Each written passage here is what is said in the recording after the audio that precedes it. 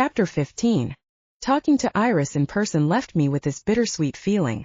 The days following her visit to the house stirred up a lot of memories of the dungeon, things that I would have rather have forgotten.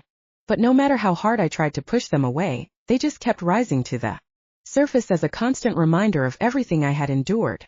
I was pretty sure it was my mind's way of trying to remind me not to forget what happened in the four walls of that dungeon. It was trying to tell me not to let my emotions take over again. I had already been too nice to Iris, way nicer than I ever should have been. Couldn't let myself ever forget what a monster she was.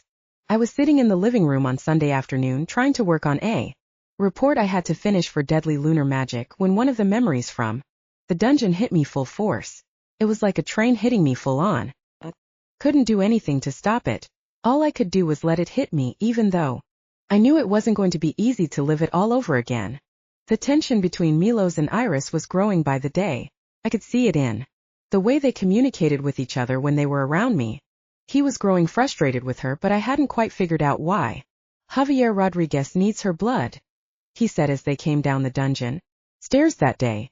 We need to do another draw and deliver it to him. Again? I feel like we just gave her his blood, Iris commented. It was 3 weeks ago. We can't let it go past a month, remember? Milos reminded her. We can't risk Raven dying. Would it really be the worst thing if she did die? Iris asked. I swallowed hard. This was a conversation I didn't really want to have to listen to. If the two of them decided I would be better off dead, well, I would be at their complete mercy, considering I couldn't even do magic in this dungeon. Yes, Iris, it would be a horrible thing if she dies, Milos replied. You know we need her to form the triangle. I am so over your obsession with this stupid triangle, Iris replied. And, more importantly, I am so tired of your obsession with her. She's not even your mate. She's the love of my life. He growled at her. You realize that's only one-sided, right? Raven Gallagher. Princess Fallon, Milos corrected. Whatever you want to call her, I don't even care. The only thing I do know is that she doesn't love you the same way you don't love me. She doesn't love me yet, but once she gets to know me better, she'll love me. Just watch and see, Milos told her. I'm pretty sure that if she hasn't loved you during the 500 years during which she's known you, your love will never be returned, Iris replied. Then bitterly she added, join the Unrequited Lovers Club. Would you stop that? You know there are reasons why we can never be together, Iris. Good reasons. The only reason I know of is Raven Gallagher, Iris replied. I'm pretty sure if she wasn't on this earth at all, the two of us would be together the way it was always meant to be. Stop with that nonsense. You and me not being together has absolutely nothing to do with the princess. He paused for a moment. I am going to leave you here with her alone to draw her blood. Can I trust you not to kill her? You really think I would kill her? Iris snorted with laughter. If the shoe fits, I'll draw her blood, but don't expect me to be the one to deliver it. Fair enough. Milos paused. I have more werewolves coming to kiss her later. The sooner we figure out who the third part of the triangle is, the better. Then we can stop keeping her captive. And then we can kill her, Iris said matter-of-factly. We will never kill Princess Fallon. How dare you suggest such a thing? Milos asked. It would be the smartest thing for us to do. Otherwise she can kill all 3 of us and eliminate the triangle.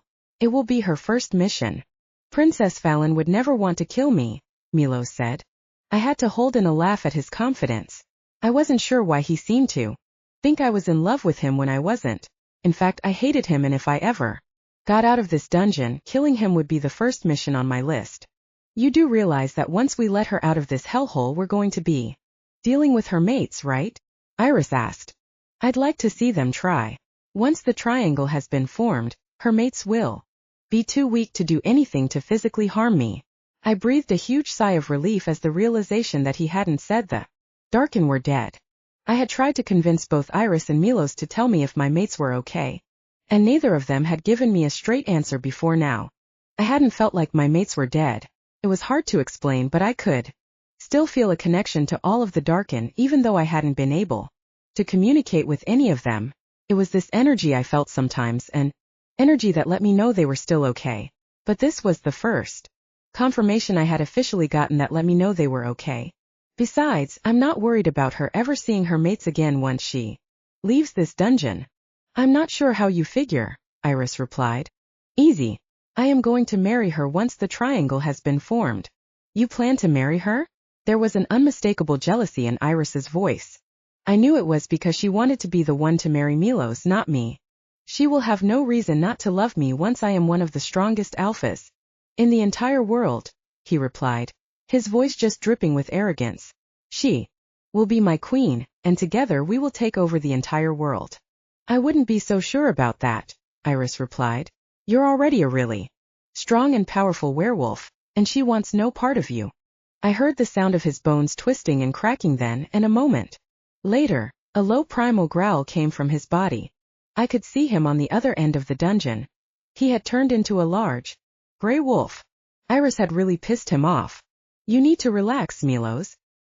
He growled at her again. I'll open the door for you, she said, climbing the dungeon stairs again. I'm going to draw her blood. A moment later, I heard the sound of his padded feet hitting against the stairs as he climbed up them. I saw Iris's face as she came into view. Nurse Iris at your service. There was a devilish look in her eyes, but I could also see the disappointment behind them. Hearing that Milos' plan to marry me had crushed her, I almost felt bad with her. Almost. Do you even know how to draw blood? I asked, eyeing her curiously. Of course I know how to draw blood, Iris replied with an eye roll. 100 years ago, I worked as a nurse. I keep forgetting that you're an ancient, I murmured. Yes, I am the second female ancient in the world, aside from you. Why aren't my mates attracted to you if you're an ancient? I asked her. I thought ancients were supposed to be attracted to other ancients. Is that why I find you so delectable? She winked. Milos had a witch hide. My ancient scent once. No ancients aside from him are able to smell what I am. Why did he do that? I questioned. You can't guess. Her eyes flicked up to meet mine as she pulled up my sleeve. So that only he will be attracted to your ancient blood? I asked. Bingo, she murmured as she rubbed alcohol with a cotton ball on the crease of my arm. But he doesn't even want to be with you. Her eyes met mine again for a second and then she went back to what she was doing. Milos wants his cake and to eat it too. He doesn't want me, but he doesn't want anyone else to have me, partly because we have history but also because two ancients could easily be a power couple. He doesn't want there to be any couple more powerful than him. That's why he's so set on having you. It's too bad I don't want him. I shrugged as she felt around for my vein. She let out a little laugh as she stuck my vein with the needle. Do you really think that not wanting him is going to stop him from making you his? So think again, Raven. I have known Milos Santorini my whole entire life. When you leave this dungeon it will be as his bride, or you won't leave at all. He'll keep me a prisoner forever? I whispered. He might keep you around as his prisoner for a little while to play with. After all, he's never gotten to have his way with you, she replied. But it's far more likely that he will kill you if you don't give in to his demands. I would rather die than marry Milos Santorini. He will probably threaten to kill all of your mates first. He'll make sure that you're completely at his mercy. If I know Milos as well as I think I do, he'll use that charm bracelet to kill each of your mates one by one until you cave. Her eyes met mine. One way or another, he'll get you to agree to be his wife. I swallowed hard, not liking the sound of anything that she was telling me. Once the vial was full of my blood, Iris glanced over at me. This is why I am planning to kill you before he can. You are. I knew I should have been completely horrified by her words, but for some reason I wasn't. The truth was that I wasn't even surprised to hear her admit it to me. Yup. I just haven't figured out yet if I want to kill you before the triangle is formed, she replied. Or after. Chapter 16. Teehee. Next day in the dungeon my wolf took over. I gnawed and bit at the prison bars again. At this point I knew that there was no way I was going to escape that way. But tell that to my inner wolf. That side of me was somehow convinced that this was the only way to get out, even after numerous unsuccessful attempts. I had tried not to let my wolf take over, but I just couldn't seem to control my anger. I had a lot of freaking anger. I was so angry that Milos actually believed I would marry him after he'd kept me his prisoner for so long. Most of all, I was angry that I had ended up in this situation to begin with. I was angry that I had allowed him to lure me here, that I had been stupid enough to fall for his mind games. Deep down, I knew that anyone could have easily have fallen victim to his game, but still, it was enough to drive me mad. Finally, after my fangs had begun to hurt from chewing at the bars, my wolf gave up defeatedly. I felt so desperate to get out of there. I would have done just about anything to escape from this hellhole. Closing my eyes, I shifted back into my human form. Iris is on her way down here right now, a familiar voice whispered. And she's got a gun. Who are you? I glanced around the dungeon, but I didn't see anyone. I'm standing to the left of you right now, but you can't see me. I'm invisible. You gotta keep your voice down or she'll know I'm down here. She can't know. I'm here to help rescue you. How can you rescue me? I found myself asking through whispers. And how can I even trust you to rescue me? I don't even know who you are. I know it's been a while, princess, but do you really not remember me? I realized why his voice sounded familiar. I remembered it from a memory that I'd already unlocked from my past life. The memory from my life as Fallon filled my mind. It was the night before I was supposed to marry Milos. You ready to get the hell out of here? Yes, but how can I escape? The guards are going to be looking for me until they find me, I insisted. It's the only way for them to stay alive. That's why you must leave Nocturne Island. You must go to Wolflandia or maybe even the human realm. The human realm? I had heard tales of the human world before, but I had never been there. It had always piqued my curiosity, but never in a million years had I ever considered actually living there. I was a werewolf and I had always been taught to believe that all werewolves were meant to live on Nocturne Island or in Wolflandia. We weren't supposed to intermingle with humans. It might be the safest place for you, princess, he replied quietly. But before you go anywhere, I need you to do something for me. Favor if you will. What sort of favor? I found myself questioning. If I tell you, you might not want to escape with me, he replied. I hesitated. I will do any favor you ask of me, as long as it means you can help me escape. Then the favor doesn't much matter now, does it? If you say you will do anything, the guy responded. I supposed he was right. I couldn't imagine anything worse than marrying Milos. Whatever this favor was, I was sure it was the preferable option. Your wish is my command. I felt him reach out and touch my arm lightly. Before I even knew what was happening, a cloud of smoke, a cloud of magic, had surrounded us and we were being whisked away. As we traveled, I half regretted my decision. You see, I had heard about the wolves who could travel like this. There was only one wolf who possessed this sort of power, and it was the type of wolf who I wanted no part of. A wolf who was capable of dark magic. The memory of this part of my past life normally stopped there. I wasn't sure if it was because this invisible stranger was here with me now or what it was, but for some reason it continued this time. The stranger and I fell to a pile on the ground, but this time I could actually see him. He wore his dark brown hair short, and he had a scruffy-looking beard with sideburns. It was the type of beard the queen would have called improper. What I noticed the most was the size of him. His arms were so muscular that I thought his fitted jacket might tear right open. Even through the material of his jacket I could see that he was pure muscle. My eyes met his then for the first time, and my breath caught in my throat. He had the most beautiful emerald green eyes I had ever seen in my life, and when he looked at me, all I could feel was pure lust. It was as if his eyes were pouring deep into my soul. No one had ever looked at me that way before, not even Nicholas, the only guy who I had ever loved. But the way this beautiful stranger stared at me made me feel things I had never felt before. I shouldn't have felt this way. It had been less than 24 hours since Nicholas had even died. There was no way I could have been feeling things for someone else already. And yet I was. Reaching over, he brushed the hair out of my eyes. Are you okay, princess? I will be now, thanks to you. I rose to my feet, brushing off my bare knees. I can never repay you. Actually, you can repay me, he replied as he rose to his feet too, and I realized how high he towered over me. I wasn't sure that I had ever seen someone as tall as him. Okay, are you going to tell me what this favor is, or are you going to forever let it be a mystery? I questioned, based on how I felt when I looked at him. It was hard to imagine me saying no to anything he was about to ask of me. I need you to marry me. You can't be serious. I thought he was joking at first, but there was a look of seriousness behind his emerald green eyes as he stared back at me. You are serious? I am more serious than I have ever been about anything in my life, princess, he said matter-of-factly. This is quite a commitment you're asking of me, I murmured. It was quite a favor I did you, he replied pointedly. But this is a long-term commitment. I swallowed hard, my cheeks flushing at the thought. He was absolutely gorgeous. Stunning. If I could build a dream, man, it would have been it. But I also didn't like that he was asking me to marry him as a favor. The only thing I really wanted in life was to marry for love.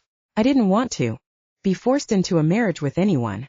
And even though he was certainly nice to look at, he was trying to force me into a marriage too, the same way the king and queen who I had just escaped had. If I was going to be forced into a marriage, I may as well have stayed in the castle. Except I knew full well that I would have been happier with this stranger who stood before me than I ever would have been with Milos Santorini. I didn't believe that Milos had a single good bone in his body, but this stranger who stood before me seemed like he did. He had helped me escape. After all, even if it was for his own selfish gain. Still, why was he so insistent on a random stranger marrying him? Oh, correction. Why was he so insistent on a princess marrying him? I realized that I must have solved the mystery. This random stranger had helped me escape merely so he could marry a princess. Why do you wish to marry me? I asked him, mostly curious about whether or not he would tell me the truth. If you marry me, princess, you will make me a king. Well, at least he was honest, I supposed. Actually, you are incorrect in your assumptions, I informed him. I am not yet a queen. Marrying me will only make you a prince. I paused, thinking about it. Now that I have run away from the palace, I guess I will never actually get to be a queen, so therefore you would never have the opportunity to become king either. I wondered who would end up ascending the throne once my parents were no longer able to reign over the kingdom. I was an only child. There were no siblings who would have been the next heirs to the throne. It had only ever been me. My entire life I had thought my future would be as the next queen of Nocturne Island. Now that I had run away, I could never show my face again. If the king and queen didn't find me, that is, they had me found the last time I had run away after all. Even though you've run away, you're still a royal. My plans for us go bigger than Nocturne Island, the stranger explained. We can start our own kingdom. We'll build a fortress that's all ours on another island, and we will reign over it completely without a care in the world, just you and me. There's another benefit of you marrying me, he added. Once you are mine, then you belong to me. No one could ever force you to marry anyone ever again. What do you say, princess? He got down on one knee then. Staring up into my eyes, he took my hand in his. Will you marry me? Every ounce of my being knew this wasn't a good idea. It would have been completely foolish of me to marry someone whose name I didn't even know. Someone whose intentions couldn't have been entirely pure if he was asking me to do something so extreme for his sake. And yet, I found myself drawn to him for some reason. I wasn't sure what it was about this guy who stood before me, but there was this magnet-like energy, a force between that just made me want to be with him. I wanted to marry him and have babies with him. Did this mean that he was my mate? I was afraid that if I didn't agree to marry him, then I would never actually know. So, even though I knew it was a foolish thing to do, I nodded. Yes, I will marry you. He beamed up at me and then stood up. Perfect. We'll get married tonight. Tonight? How will I plan the wedding of my dreams? My mom's words echoed through my mind. You deserve a wedding that's fit for a princess. A marriage is about the union of a man and woman, not about the wedding ceremony, isn't it, princess? I could hear the tone behind his voice. It challenged me. Under ordinary circumstances, I suppose so, I replied. But nothing about this situation is what one would call ordinary. I'm going to be honest with you, princess. When I broke into that castle with the intentions of rescuing you, I had one thing on my mind and one thing only, and that was becoming king. But now that I've met you, I would be lying to you if I told you I didn't want to marry you for who you are. There was so much sincerity behind his voice that it was hard for me not to believe him. So what I'm asking you is to please marry me tonight. There was a hopeful look in his emerald green eyes. Okay, I agreed. I'll marry you tonight. I paused for a moment and then asked, are you going to tell me your name now at least? He smiled. If I told you my name, there's no way in hell you would ever want to marry me. Why wouldn't I? I asked him. Trust me, you wouldn't. I have quite a reputation. The Queen hates me. Then that's all the more reason for me to like you, I replied, a smile hitting my lips. I'm not sure if you figured this out about me yet, but I tend to like everything that my mother doesn't like. I know you're quite the rebel. He smiled down at me. I have a feeling that you and I are going to get along really well, princess. I can feel it in my bones. Together, we are going to become the most powerful royals who will ever walk the paranormal realm. But you really are going to tell me your name before the wedding, aren't you? I asked. I'll tell you tonight during the ceremony. I rolled my eyes at him. I should probably tell you that I really hate mystery. You will probably hate me then. My life is full of mysteries waiting to be solved. His eyes held mine. Does that scare you away? I considered it for a moment and then slowly shook my head. For some unexplainable reason, I was too intrigued by him, by the way I felt about him, to be scared away. I thought you told me I needed to go to Wolflandia or the human realm. I realized then. You said you can help me start a new life. Now you're telling me that we can start a new life together on another island. We're going to need to hang low for a little while, he explained. Just long enough for the king and queen to not have a search party looking for you. Once the timing is right, then we'll work on building our own kingdom. So what do you say? Are you in for a little adventure? I didn't have to even think about it before I nodded. Everything about his plan sounded absolutely perfect. A new life away from the king and queen, the parents who had murdered the one and only guy who I'd ever been in love with. A new kingdom that would be our own. A new gorgeous husband who, best of all, wasn't Milos Santorini. I couldn't have chosen a better life for myself if I tried. It had been sheer luck that this handsome stranger had ended up in the castle in the first place, and even better luck that he'd had the means to help me escape. Meet me at North Lake at 8 p.m., the stranger said. North Lake? That's right near the royal palace. We can't get married there, I insisted. That's the point, Fallon. Think about how nice it will be to look up at the castle and know that you are completely going against your parents' wishes for you. His eyes locked on mine. It will be the ultimate victory.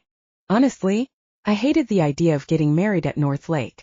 I hated knowing there was a possibility that my parents could look out the windows of one of the castle towers and see me getting married.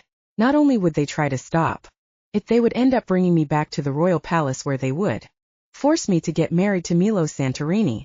Seemed so risky and like such a bad idea. But how could I say no to the gorgeous stranger who was standing before me? He had rescued me from marrying a monster. I owed him everything. It was more than just that, though. There was a part of me that didn't want to miss out on the opportunity of marrying him at all, even though I still hated the idea of being forced into a marriage. The idea of not having a chance with him at all sounded even worse than that. So I nodded.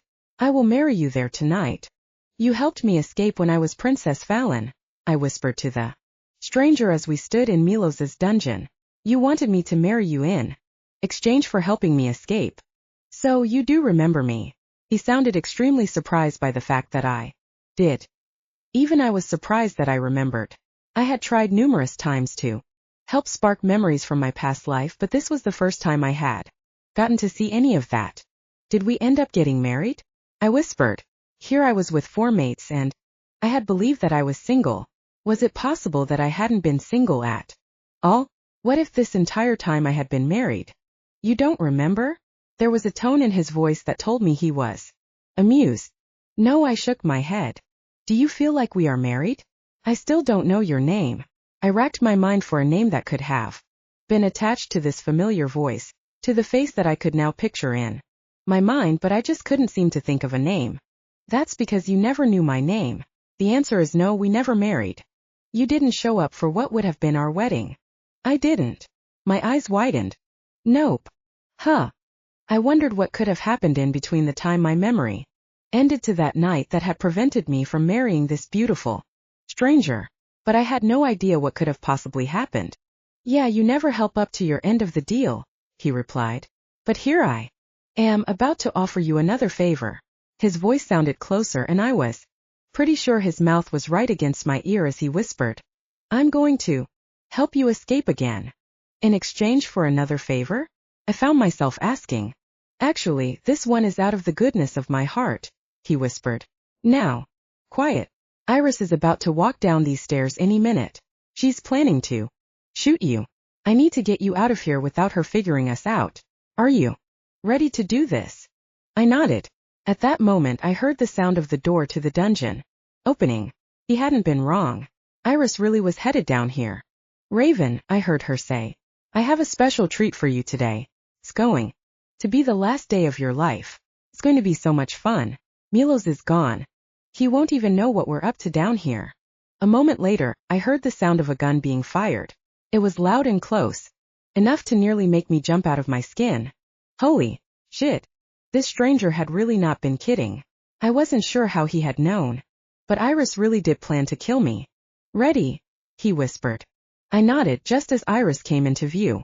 Even through the darkness I could see that her gun was pointed right at me. If she pulled the trigger right now, she would have hit me. I felt a cool breeze as something was draped over me. I watched as my arms and legs were invisible and then a cloud of smoke as it encircled us as we were whisked away. Just as we were being pulled out of the room, I heard the sound of Iris fire the gun again. I was positive that if this gorgeous stranger hadn't been here, if I had been all alone, I would have been dead by now. I owed everything to him. This time he hadn't just saved me from a marriage I didn't want to be in. No, this time he had completely saved my life. Chapter 17. During the weeks after Iris had visited the Darken house, I made a point of avoiding her on campus. I didn't want her to get the wrong impression after the favor I had done for her. Even though I had been nice enough to give a message to Milos for her, the last thing I wanted was for her to think that I had forgiven her when I hadn't. In between classes and schoolwork, I hung out with Vince and Maddie whenever I was able to find the chance. Vince had slow-phased Iris out of his life. I was sure that she probably suspected that the reason had to do with me, but she wasn't about to lash out after me when I had helped her. When it came down to it, I had the one thing that she wished she had but never would have, a direct mental connection to Milos. I often worried about when Milos would appear in my life again in some sort of way. The fact that he hadn't yet was pretty baffling. The only thing I could seem to think of was that he was planning, well, something. Probably the impending war. By the time December rolled around, I was anxious to get our midterm exams over with already. It was probably due to all the stress this semester, but I was struggling to get through my classes. I was putting in more hours studying than I ever had before, and I was so overstudying. What I needed more than anything was a break. I had just slammed my book shut when my phone began to vibrate. I glanced down at the number that lit up my phone. It was him. My heart pounded against my chest as a wave of panic rushed through me. Didn't want to talk to him. I couldn't talk to him. Anytime I thought of talking to him, this crippling fear just took over. Knew I was probably being irrational. Eventually we were going to have to talk, but I just wasn't ready for that yet. Swallowing hard, I hit the ignore button, sending his call straight to voicemail. My phone alerted me that I had one new voicemail. Shit. Usually when I ignored his calls, he didn't actually leave a voicemail. He would just try calling a few days later. Honestly, I was terrified to hear what he had to say. With shaky hands, I pressed the play button and pressed the phone to my ear to listen. Hey Raven, I really need to talk to you, but for some reason you keep ignoring my calls. That isn't how you should treat your mate, now is it? Remember, I am your last mate, meaning I should hold the dearest spot in your heart.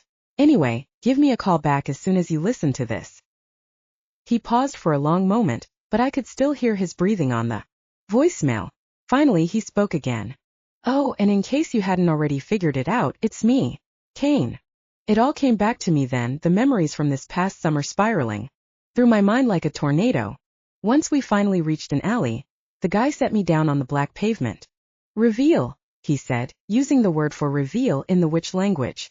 I watched as both of our bodies came into view. Once he was fully visible, my eyes scanned his body up and down. He was the guy from my memories. He looked the same but different now. His short dark brown hair was no longer cut short. Now it fell into his eyes and he had golden sun-kissed skin. It looked like he had spent a lot of time working outdoors. Just like in my memory of him, he looked strong like a warrior with some of the most muscular arms I had ever seen in my entire life. And considering I Went to school with a bunch of werewolf guys. That was saying a lot. As my eyes locked on his own emerald green eyes, my breath hitched in my throat.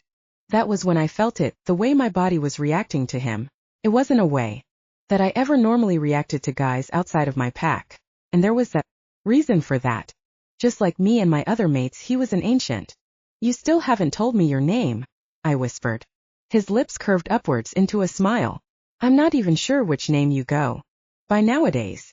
It's Raven, I murmured as I stared into those eyes, those sparkling emerald green eyes. There was something about him that stood out to me. I thought about it for a long moment before realizing what exactly it was. He was evil. That was the first thought that came to mind. Even though he had rescued me once before, and again now, I somehow just knew that his intentions had never been good or pure. There had been ulterior motives the first time he had rescued me. He had wanted to marry me to gain some sort of power, some sort of control. And there were ulterior motives now too. I just wasn't entirely sure what they could have been. What sort of monster had I let rescue me from Milos's dungeon? Well, are you going to tell me your name? I pressed him, growing sort of annoyed that he hadn't told me it by now. I thought we could maybe start with a thank you first. His eyes pierced through mine. Thank you for rescuing me, not just this time but last time too, I said, even though I wasn't sure how genuine I was being. On the one hand, I was so relieved to be out of Milos's dungeon once and for all. I was relieved that Iris hadn't gotten the chance to kill me the way she wanted. But my gratitude stopped there. Mostly what I felt was fear. Fear of who this guy was and why he had rescued me not just once but twice now. Fear of where he was taking me or what he could have wanted me. Fear of why he had saved me not just once but twice in my lifetime. Fear of the attraction I felt towards him.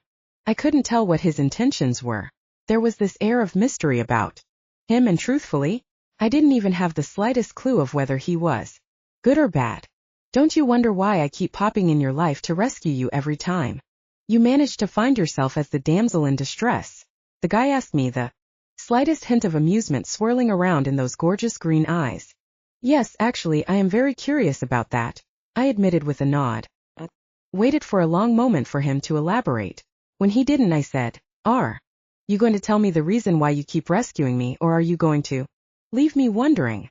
Perhaps one day I will reveal the reason to you, but today is not that day. Some things are better left to mystery. I found myself rolling my eyes at him. I know. You hate mystery. I haven't forgotten. My memory is surprisingly good. He chuckled.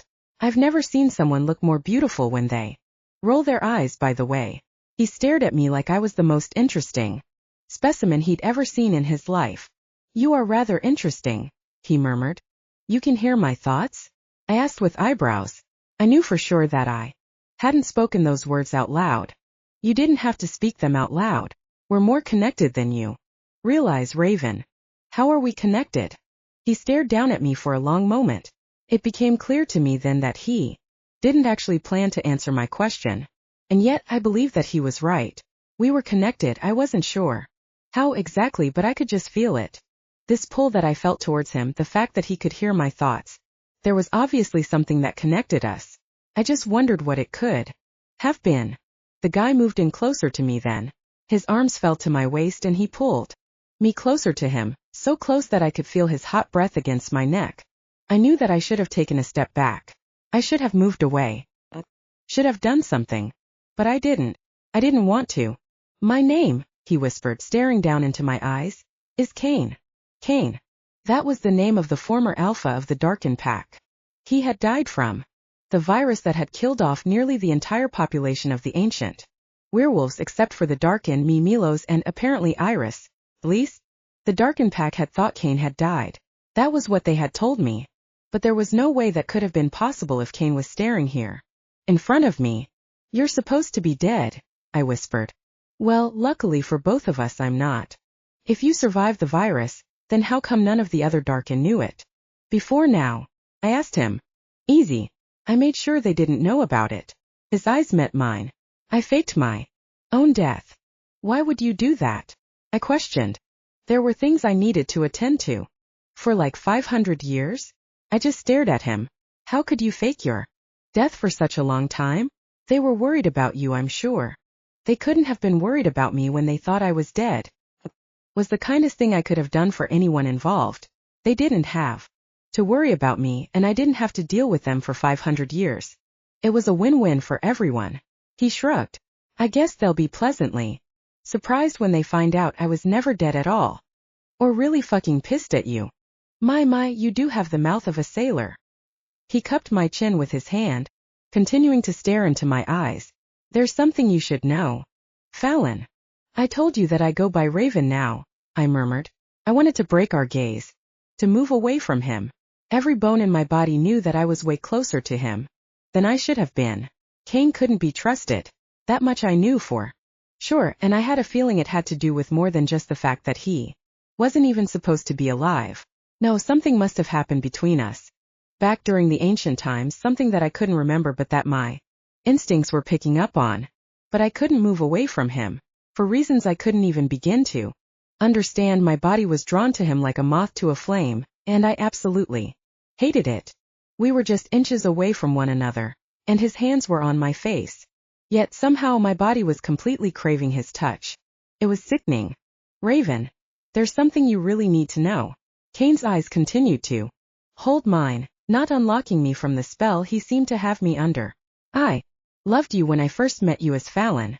It was love at first sight, and I know you felt it too. I wasn't sure if love at first sight was what it had been, but I would have been lying if I said I didn't feel something out of the ordinary for him. Sort of reminded me of the first time I had met my mates. Even though we have been apart for many years now, Kane continued, the love that I feel for you has never died. I've been quietly watching you for years now from a distance. I watched you back in the human world, and I've watched you at Werewolf Academy. I knew that I should have been creeped out by that confession, but I wasn't. If anything, it only made me feel more intrigued by him. After all of these years of watching you, I can honestly tell you that I fall more and more in love with you each day. I've watched you with all of them, with all of the darken, and it kills me to watch you love them the way you do, knowing the truth. And the truth is that I love you more than any of them ever could love you, and more than any of them ever will. I am hopelessly devoted to you. My heart pounded against my chest. I was speechless. Kane began to lower his head, and I knew then that he was about to kiss me. I knew that I shouldn't let him kiss me. I knew that nothing good could actually come from it. My head was screaming at me to run far, far away from him. But for some reason my feet just remained frozen in place. It was as if I couldn't have moved even if I wanted to. It sort of reminded me of when Javier had compelled me to kiss him to be his blood mate.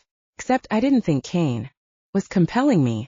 No, I was pretty sure that some small, completely irrational part of me actually wanted to kiss him.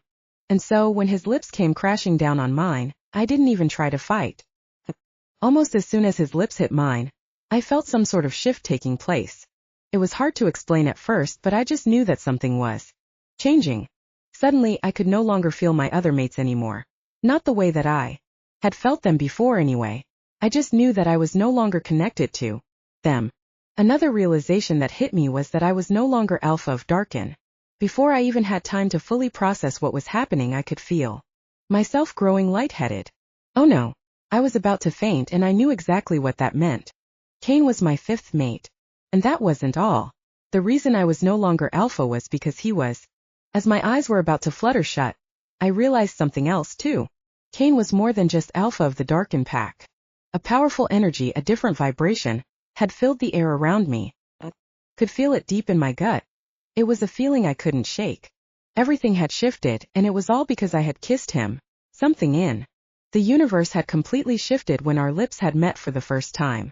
I didn't know how or why, but somehow I just knew. Kane was the third missing piece of the puzzle Milos and Iris had been trying to complete all summer. He was the third part of the triangle. There was a knock on my bedroom door then, which brought me back to reality. I glanced up to find Theo standing in my doorway. His light blue eyes locked on mine. Are you okay? Your heart is beating like a hummingbird right now. I swallowed hard. I tried to hide the emotions that were flowing through me from him, but I knew it was no use. The look in his eyes told me he could feel everything I was feeling. I'm okay. I was just remembering things that happened over the summer. I explained to him. I see. He stared at me, a look of worry in his eyes. Do you want to talk to About it. I shook my head. What triggered the memory? Theo asked. They come and go. I guess that's to be expected with PTSD. I've been having memories more overall, ever since Iris came by. I swallowed hard. Even though I didn't want to talk about it, I knew that I couldn't keep this information to myself. But this time it was because Kane called. Yeah, Theo asked. I nodded. He calls sometimes, but this time was different. Different how?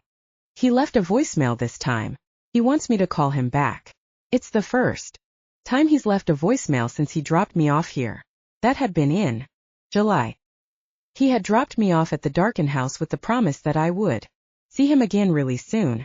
It was December now.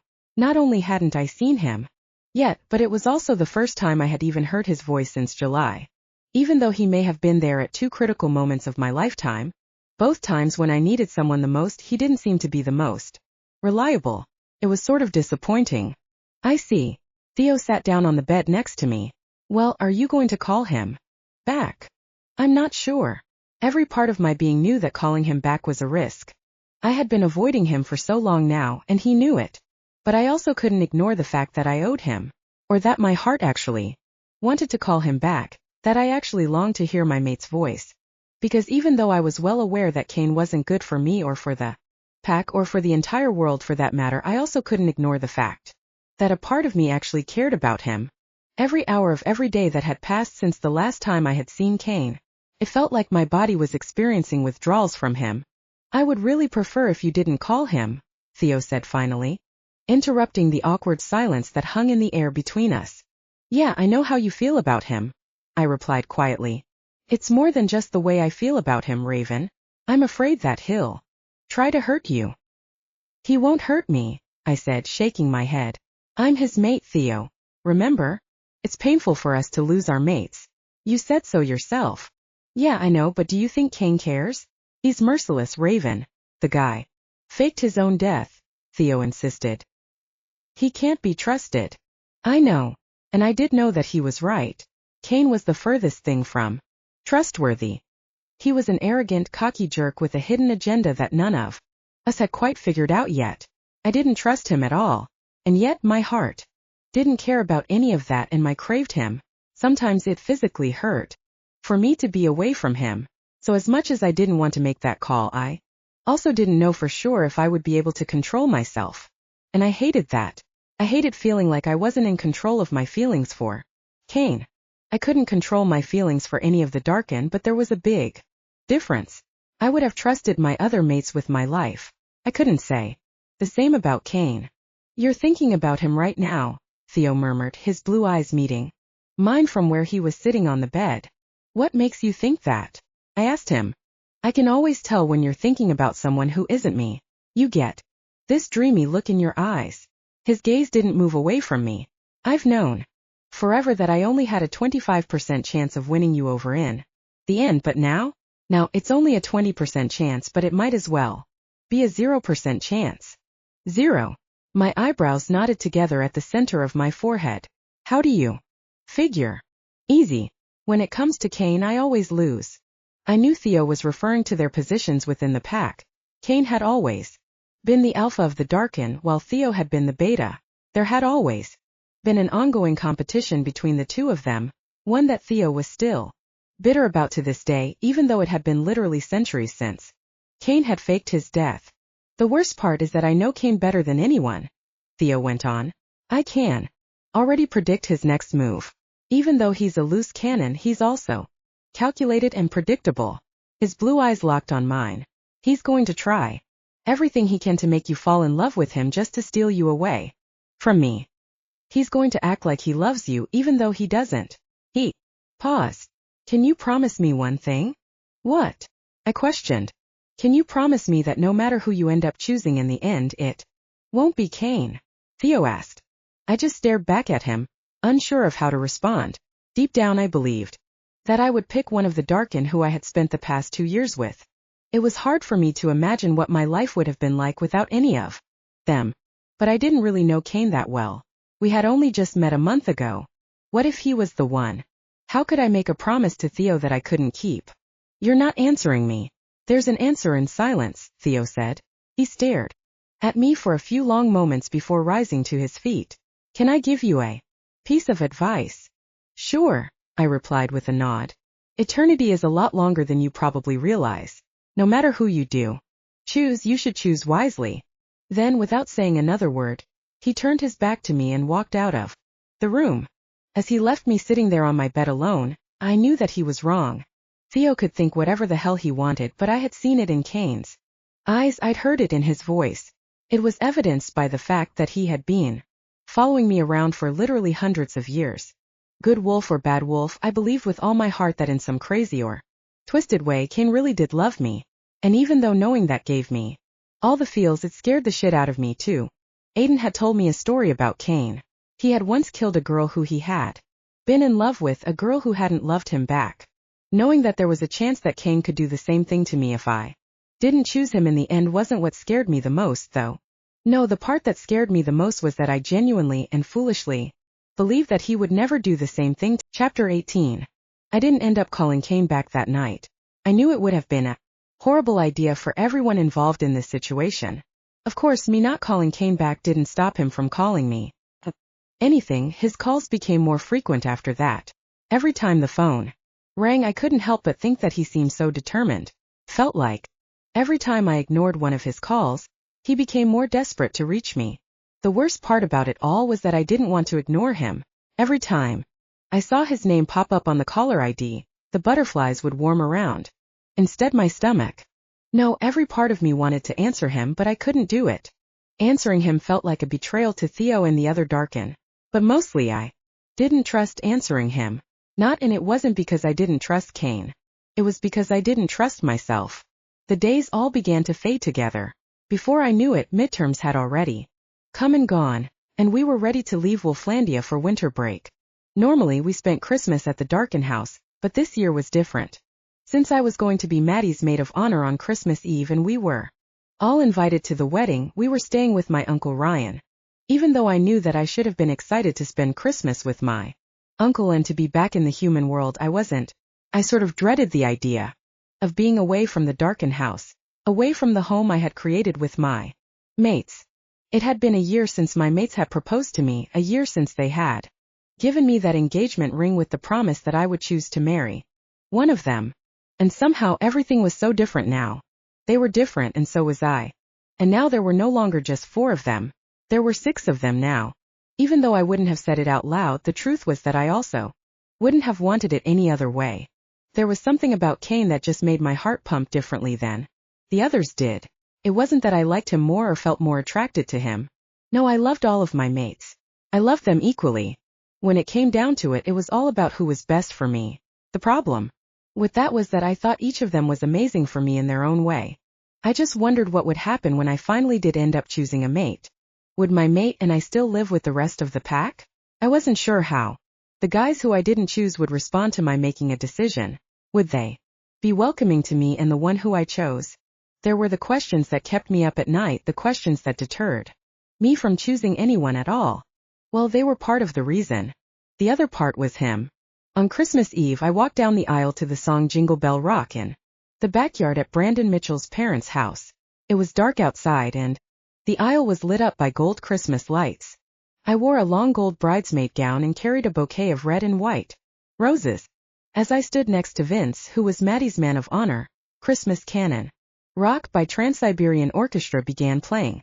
The crowd turned to watch as Maddie began to make her way down the aisle with her dad at her side. She was wearing a long flowy white wedding dress that made her look like a princess, and her silky black hair fell in long loose curls over her shoulders. She looked beautiful. As they approached the end of the aisle, Maddie's dad kissed her on the cheek before handing her off to Brandon. Dearly beloved, we're gathered here today to unite this happy couple in holy matrimony, the Reverend began. I glanced around the crowd then, noticing my mate sitting a few rows from the front. Colton and Reese were both watching Maddie and Brandon as they read their vows to one another. Aidan stared ahead, smiling to himself. He appeared to be lost in thought about something. When my gaze shifted to Theo, I found that his eyes were already on mine. I quickly glanced away, trying to pretend that I hadn't caught him staring at me. An overwhelmed feeling that I couldn't really explain came over me then. I was Pretty sure it was because we were at Maddie's wedding, and a part of me secretly wished it was my wedding. That thought was just another reminder that all of my mates were so perfect. How could I have chosen only one of them? Except one day I would have to, I thought, glancing down at the engagement ring that I still wore every day. At this point it was beginning to feel like a false promise, and not on their end but on mine. I had agreed to marry one of them, and here I was not taking any steps towards picking anyone. I wondered if there was something wrong with me. Any other girl would have wanted to choose just one to have that romantic, once-in-a-lifetime happily ever after sort of love. Any other girl would have wanted to choose one so she could drag him down the aisle, ensuring her future with one of them. But then there was me, perfectly connect with not just one but 5 soulmates. It was sick and twisted, but it was just the way it was. I had to stop thinking about this right now and just enjoy my best friend's wedding. I turned my attention back to the wedding ceremony. Do you, Madeline, take Brandon to be your lawfully wedded husband to have and to hold from this day forward through sickness and in health as long as you both shall live? The Reverend asked. I do, she said. And do you, Brandon, take Madeline to be your lawfully wedded wife to have and to hold from this day forward through sickness and in health as long as you both shall live? I do, Brandon replied with a nod. Then by the powers vested in me by the state of Pennsylvania, I now pronounce you husband and wife, the Reverend said. You may kiss the bride. Pushing Maddie's veil back, Brandon kissed her. The audience cheered and applauded, but suddenly I was no longer paying attention, because that was when I spotted him out of the corner of my eye, as he took a seat towards the back. His emerald green eyes locked on mine from across the lawn, and my breath caught in my throat as my heart did things that I didn't even know it was capable of doing. Chapter 19. A wave of emotions washed over me as Cain continued to hold my gaze. His lips formed a slow smile. How the hell had he found me? Of course I already knew the answer to that. A male werewolf could always hear his mate's heartbeat. It was like a compass to help him locate her. Our alpha, he could also listen in my thoughts whenever he wanted. But still, this was the first time he had shown his face since July. Why now? Why tonight of all nights? Why had he randomly decided to crash my best friend's wedding? All of these thoughts swirled around inside my mind as my body went with the motions. I followed the rest of the wedding party down the aisle. But, as hard as I tried to just act natural, all I could seem to focus on was that Cain was actually here in the flesh right in front of me, and I wasn't even sure how to feel about that. I glanced over at the rest of the darken, wondering if my other members had noticed that Cain was here, but somehow none of them seemed to have noticed. Our alpha standing just feet away from them. I knew that wouldn't last long. The one thing that I knew about Cain, both from the stories and from the vibes he gave me, was that he wasn't the type of guy who just entered a room quietly. He always made sure his presence was known, and I was sure that would be the case now. He was the alpha of the pack after all. He was bound to throw his weight and power around at some point, especially now that he was one of the triangle. I always thought it was sort of weird that, for being one of the 3 most powerful alphas in the entire world, he never even interacted with his pack. That's because he's too busy scheming. Once he devises a plan, he'll be back. Colton's statement replayed in my mind. Well, Cain must have figured out a plan. That was probably the reason he was back. As everyone began to move deeper into the yard where the Mitchells had set up tents where the reception was being held, I glanced at the darken once more to make sure that they weren't paying attention to me. When I saw that they were too busy talking to each other, I headed over to Cain. We need to talk, I told him firmly. Why, hello to you too, my love. A smooth smile crossed his lips. It was an adorable smile that made me feel things that I shouldn't have been feeling for him, and I absolutely hated that it made me feel that way. Come on. I reached out and grabbed the sleeve to his suit jacket and then dragged him to the side of the house. Once we were completely out of sight and out of earshot of the others, I turned to him. What are you doing here? Call me crazy, but I thought you'd be a little bit happier to see me. Maybe excited even, Cain said, shaking his head in amusement. We are mates. After all, although it seems like you want to ignore that little fact. I'm not sure what you mean, I replied, playing stupid. How often do you talk to your other mates? Cain questioned. It's different. I live with them. Living with someone isn't a requirement for speaking to someone. They're also my professors, I pointed out. How many times a day would you say you talk to them on average? Several times a day at least, I replied quietly.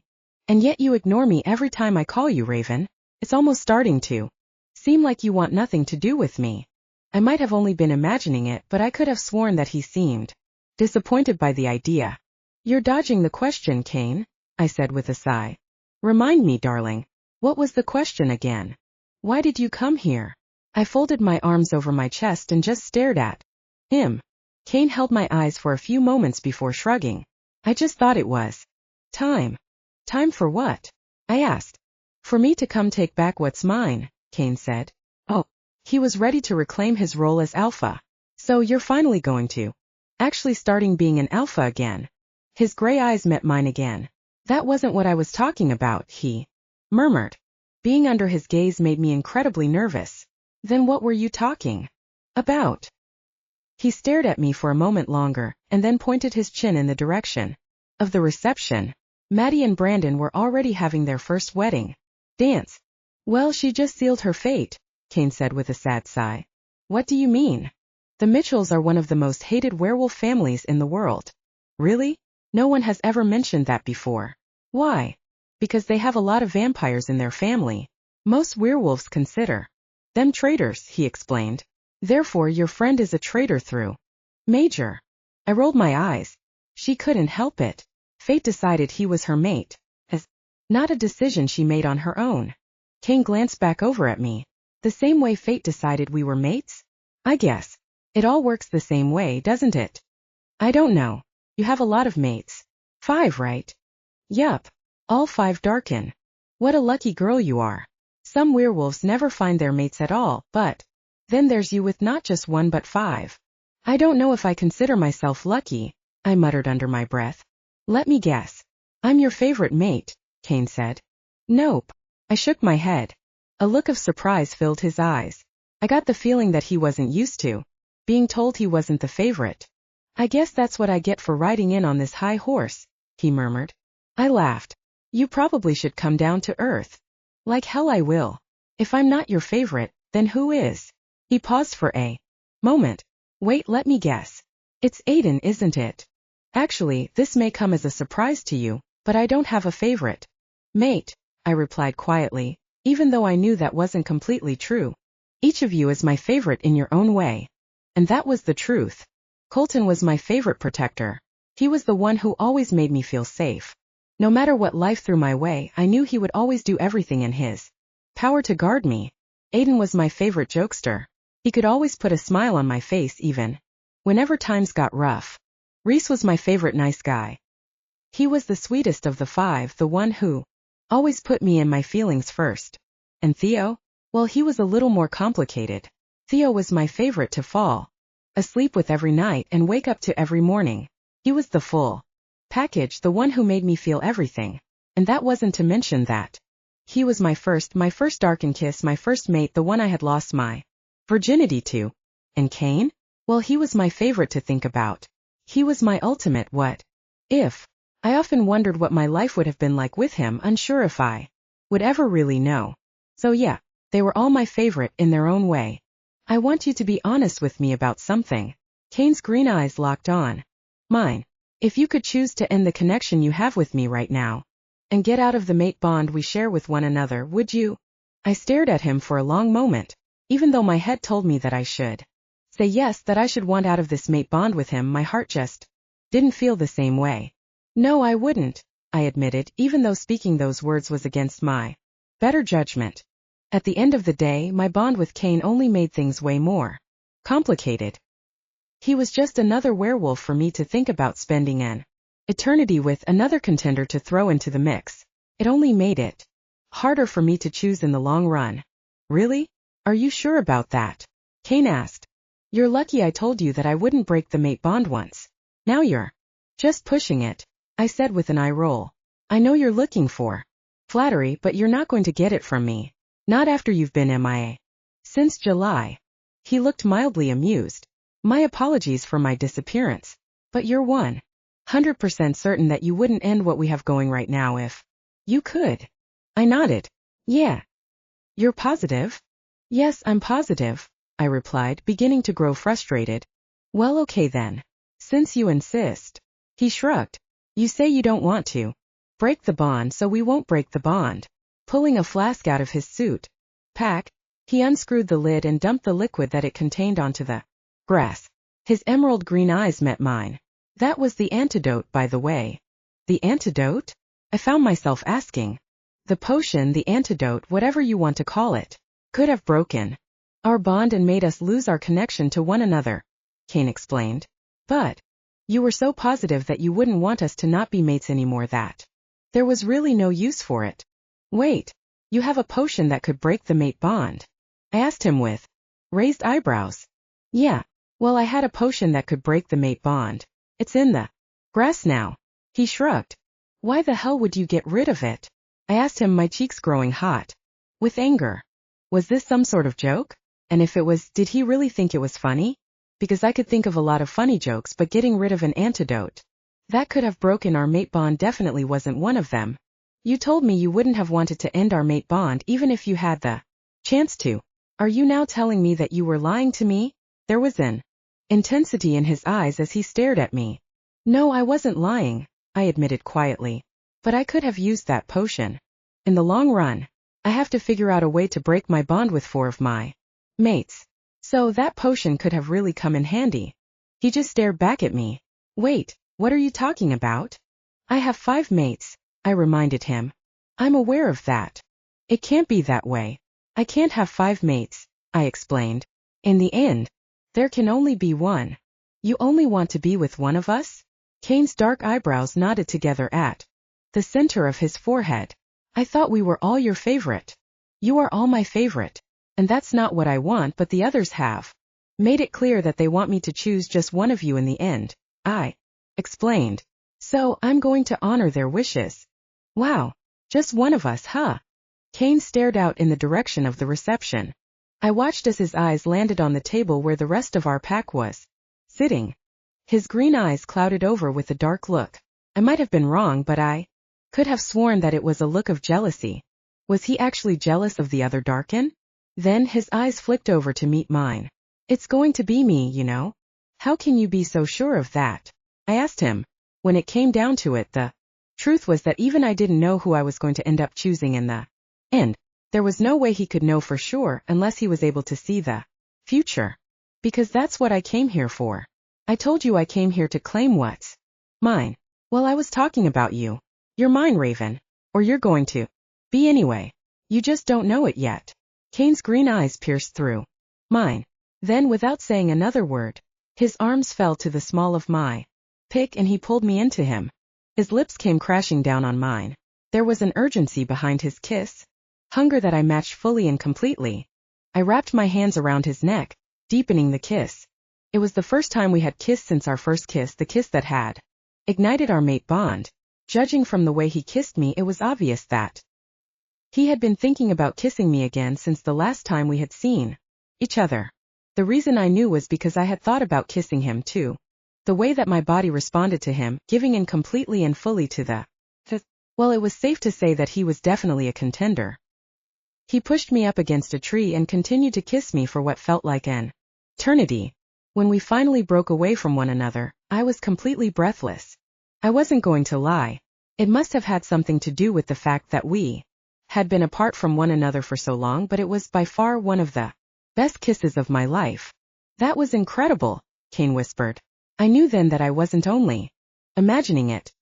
This kiss had really been something special, because while I didn't know him that well, I did know one thing from all of the stories I had heard about him the past year.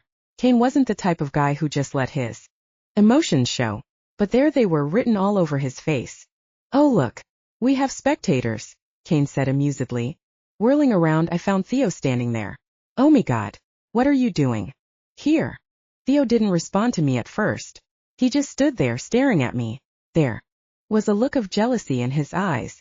No, it was more than just jealousy. It was pure anger. Theo was pissed that I'd kissed Kane the way I had.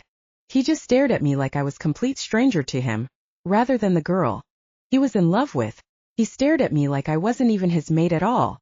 Look, Theo, I can explain, I began, but he threw his hand up in the air to stop me from saying anything else.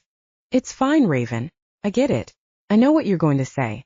You're not in control of any of this. His blue eyes met mine and I could see the pain in them. I knew what he was thinking, the part of the statement that he was keeping to himself. Except you are. He wasn't wrong. I did have total control of who I kissed and when. But the thing that Theo didn't understand, the one thing I wished I could make him understand, was that I didn't want to control it. Whether he liked it or not, I wanted all of them. Kane included. Chapter 20.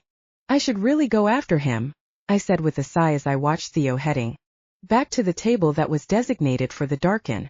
Or you could just stay here and make out with me some more, Kane suggested.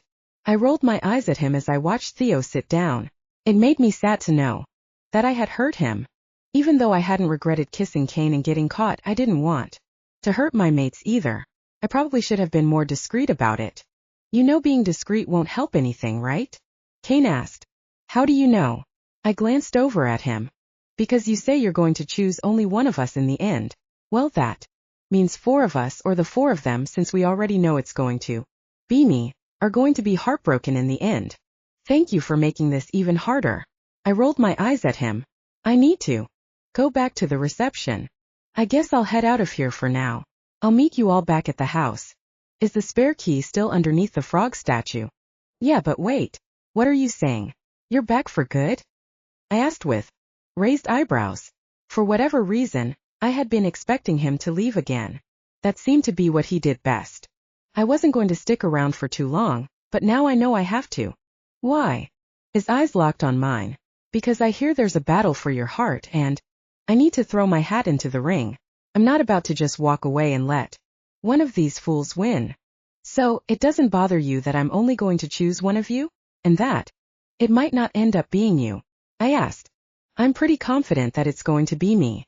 But in the extremely unlikely event that I'm not the one you choose, I'm okay with that too. I want you.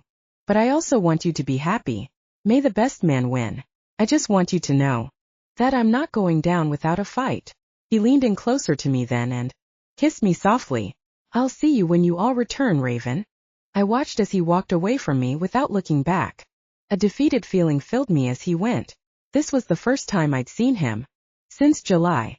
And while our kiss had been incredible, it just wasn't enough. I needed more of my mate, and I needed it now. I didn't want to wait until we went back to Wolflandia in 2 days. I wanted him now. With a sigh, I began to head in the direction of the reception. It was cold outside, but most of the guests were werewolves anyway. There you are, Maddie's mom said, seemingly relieved to find me. We're getting ready to do the bouquet toss. As I went to stand in line next to Vince's mate, Julie, the DJ began to play the song Single Ladies by Beyoncé. Maddie got into position. With her back facing us, she began to twirl the bouquet over her shoulder. I wasn't even going to try to catch it. I may have been sort of engaged, but I was definitely not about to jump on the bandwagon anytime soon. At least I didn't think I was. To my surprise, Maddie didn't toss the bouquet. Instead, she turned around and walked over to Julie and handed it to her. Before I even knew what was happening, Vince had moved across the dance floor. Julie cupped her mouth with her hand as he knelt down on one knee in front of her. As he stared up into her eyes, there was so much adoration behind his gaze. Julie, my love, will you marry me? Yes, she squealed. As he rose to his feet again, she flung her arms around his neck, and they kissed like they were the only ones in the world. Our boy is engaged, Maddie said to me with a grin. We planned this out last week when he decided he was ready to pop the question. I smiled as I watched the two of them bask in the feeling of being newly engaged. That was hands down the sweetest proposal I've ever seen in my life. I was also sort of jealous. Seeing how simple and easy it was for them made me wish that I had only been given one mate. I knew that fate didn't give you anything you couldn't handle, but why had it? Thought I could handle 5 incredible mates, all who I loved and didn't want to hurt? It just didn't seem fair sometimes.